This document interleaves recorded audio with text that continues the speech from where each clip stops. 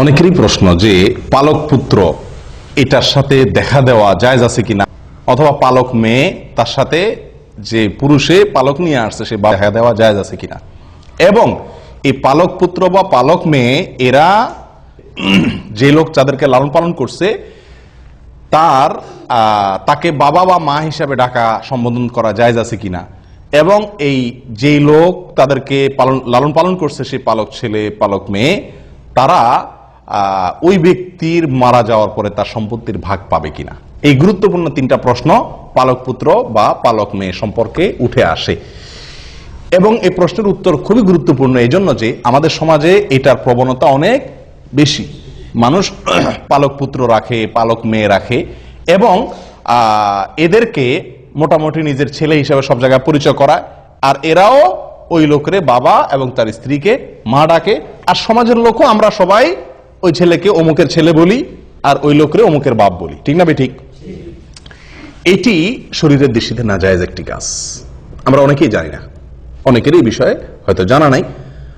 এটি নিষিদ্ধ, আল্লাহ সুবহানাহু ওয়া তাআলা সরাসরি নিষেধ করেছেন কোরআনে কারীমে। আল্লাহ বলেছেন উদউহুম লিআবাইহিম, আল্লাহ তাআলা বলেছেন মা জাআলা আদইয়াআকুম আবনাআকুম, তোমরা যে পালক পুত্র রাখো পালক মেয়ে রাখো এরা কোনোদিনই তোমাদের মেয়েও না ছেলেও না। পিতৃত্ব এটা কোনোদিন পরিবর্তন করা যায় না। কথা বুঝে আসছে? আপনাকে যিনি জন্ম দিয়েছেন তিনি আপনার বাবা, জীবনে একবারের জন্য আপনার ভরণ পোষণ দেন নাই, তারপরও তিনি আপনার বাবা, আপনার প্রতি অবিচার করছেন, খোঁজ খবর নেন নাই, চলে গেছেন, তবুও তিনি আপনার বাবা। আমি কি বুঝাতে পারছি? আপনাকে গর্ভে ধারণ করেছেন, তিনি আপনার মা, কিন্তু দেখা গেল কয়দিন পরে কোন একটা কারণে তালাক হয়ে গেল, আরেক বিয়ে হয়ে গেছে, মা আপনার জীবনে কোনদিন খবর নেয়নি, তারপরও তিনি আপনার মা। অন্য মহিলা আপনাকে সারা জীবন লালন পালন করুক, কখনো সে আপনার এই মায়ের পদটা পাবে না। আমি কি বুঝাতে পারছি? আপনাকে যিনি জন্ম দিয়েছেন সে বাবার পদটি সারা জীবন আপনাকে স্বর্ণের থালেও যদি কেউ খাওয়ায় সে আপনার বাবার পদটি পাবে না। কিন্তু আমাদের দেশে সাধারণত যে লালন পালন করে পালক আনে তাকে ওই ছেলে মেয়েরাও বাবা ডাকে, আর বাবা ওই লোকও তাদেরকে ছেলে মেয়ে হিসাবে সমাজের লোকের কাছে পরিচিত করে, আর সমাজের লোকজনও আমরাও সবাই কি তাদেরকে ওই লোককে অমুকের বাপ অমুকের মা, আর ওই ছেলে মেয়েগুলাকে অমুকের ছেলে অমুকের মেয়ে বলে আমরা সম্বোধন করি। এটা জায়েজ নেই ভাই। এবং এই নাজায়েজ কাজটি আমাদের সমাজে হাজার হাজার মানুষ করতেছে অবলীলায়, না জেনে। নিষেধ, সরাসরি নিষেধ। নবী সাল্লাল্লাহু আলাইহি সাল্লাম যায়েদ ইবনে হারেসাহ রাদিয়াল্লাহু তাআলা আনহুকে পালক আনছিলেন, পালক আনার মতো এরকম তাকে লালন পালন করছিলেন। তো লোকেরা সাহাবীরা সবাই বলা বলি করতে শুরু করছে যায়েদ ইবনে মুহাম্মদ, মানে মুহাম্মদ সাল্লাল্লাহু আলাইহি সাল্লামের ছেলে, এরকম বলা শুরু করছে। তখন আল্লাহ তাআলা আয়াত নাযিল করছেন, না, লালন পালন করা এটা ভালো জিনিস, পালক আনা এটা খারাপ না। বিশেষ করে যদি পালকটা এই জন্য আনা হয় যে আপনি একটা শিশুকে কি করলেন, ভরণ পোষণের ব্যবস্থা করলেন, তার অভিভাবক হলেন, তার পড়াশোনার ব্যবস্থা করলেন, তাকে শিক্ষিত করলেন, তাকে বড় করে দিলেন, লালন পালন করে দিলেন, এটা ভালো কাজ। বিশেষ করে যদি কোনো গরিবের সহায়তার জন্য হয়, অথবা কোনো ছেলে মেয়ের মা বাপ নাই বা তারা খরচ দিতে পারে না, এক্ষেত্রে যদি আপনি লালন পালন করেন এটা অত্যন্ত কি ভালো কাজ। কিন্তু আপনি লালন পালনের বিনিময়ে কখনো তার বাবা হতে পারবেন না, আর ছেলেও আপনার কোনোদিন ছেলে অথবা মেয়ে আপনার কোনোদিন মেয়ে হতে পারবে না। আমি কি কথা বুঝাতে পারছি? এটা সরাসরি নিষেধ করেন না। নবী সাল্লাল্লাহু আলাইহি সাল্লামের বেলায় এই সুযোগ হয় নাই, তাহলে আমাদের বেলায় কি সুযোগ হওয়ার সুযোগ আছে? আর নাই, কারোর জন্য নাই। এখন কথা হলো, আমাদের দেশে যে পালক পুত্র পালক মেয়ে আনে, বেশিরভাগ মানুষ আনে কি জন্য? নিজের হয়তো ছেলে হয় না, মেয়ে হয় না, যার ছেলে হয় না সে একটা ছেলে আনে, যার মেয়ে হয় না সে একটা মেয়ে আনে, যার কিছুই হয় না সে ছেলে মেয়ে একটা কিছু আনে, ঠিক না ঠিক?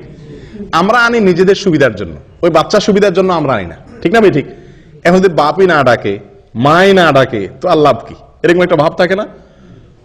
জায়েজ নাই। এখন আপনি কি করবেন সেটা আপনার বিষয়, বাপ মা ডাকা কি নাই, জায়েজ নেই। এবং এই নাজায়েজ কাজটি অবলীলায় আমরা হাজার হাজার মানুষ করছি। একটি মাসআলা গেল। এখানে প্রসঙ্গে আরেকটি কথা বলতে চাই, অনেক সময় পয়সার বিনিময়ে আনা হয়, খেয়াল করছেন আপনারা? যে গরিব মানুষ তার বাচ্চাটা কিনে নিয়ে আসে, এটা আরেক হারাম কাজ। মানুষ ক্রয় বিক্রয় করার কোনো অধিকার ইসলাম আপনাকে দেয় নাই।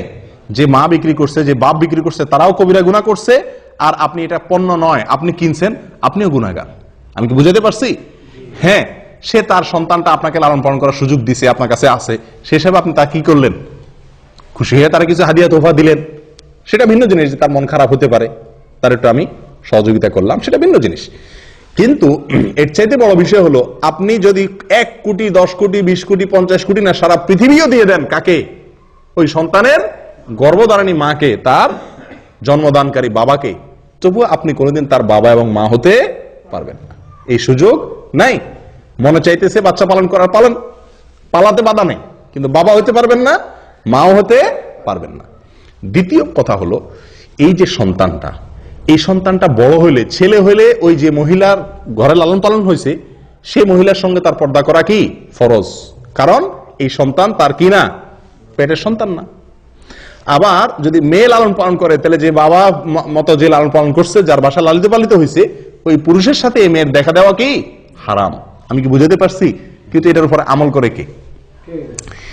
এখন কথা হলো, একই ঘরে থাকলে এই ছেলেকে এই মেয়েকে সারা জীবন লালন পালন করলাম, ছেলের মতো মেয়ের মতো করে, তার বাপ মা খুশি হয়ে আমার কাছে লালন পালন করার সুযোগ দিছে, তো এটা কিভাবে সম্ভব যে তার সাথে পর্দা করব?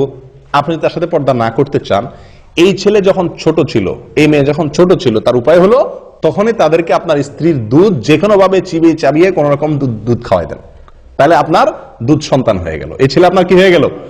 এখন আপনি বাবা মাও বলা যাবে, আবার কি দেখাও দেওয়া যাবে, কারণ দুধ সন্তানের সাথে দেখা দেওয়া যায়।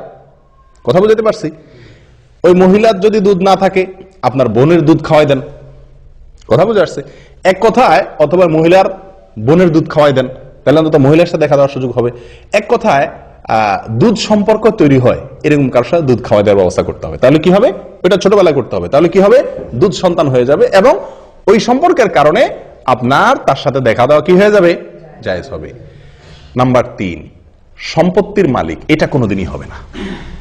এই সুযোগ দুধ সন্তান হলেও হবে না। আমি কি বুঝাতে পারছি?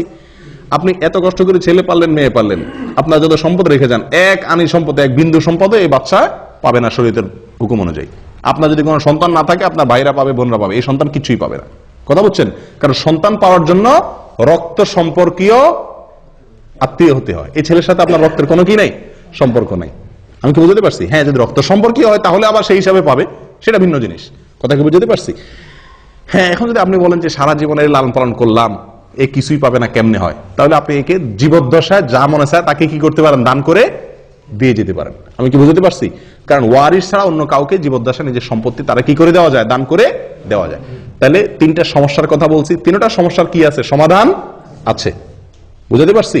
কিন্তু এই সমাধানগুলোকে আমরা গ্রহণ না করে সরাসরি আমরা কি করি, ওই পালক পুত্রের ছেলে মেয়ে ডাকি, বাবা মা ডাকি, পালক বাপরে পালক মারে, এবং তাদের সাথে দেখা দেই, এবং তাদেরকে সম্পত্তির ভাগ দেয় মৃত্যুর পরে। এই সবগুলাই অন্যায় কাজ, গর্হিত কাজ। আল্লাহ তাআলা আমাদেরকে বুঝার তৌফিক দান করেন। জাযাকাল্লাহ।